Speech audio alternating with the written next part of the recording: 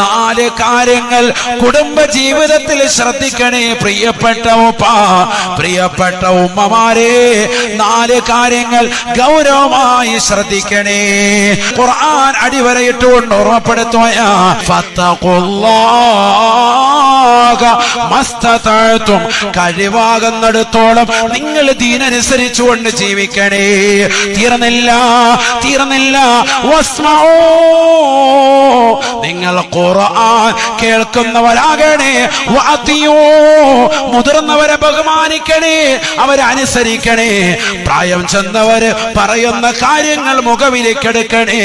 തീർന്നില്ല വഅൻഫിഖൂ ഖൈറൻ ലിഅൻഫുസികും, നല്ലത് മറ്റുള്ളവർക്ക് സദഖ ചെയ്യുന്നത് സ്വന്തം മക്കളെ കാണിച്ചുകൊണ്ട് ചെയ്യണേ.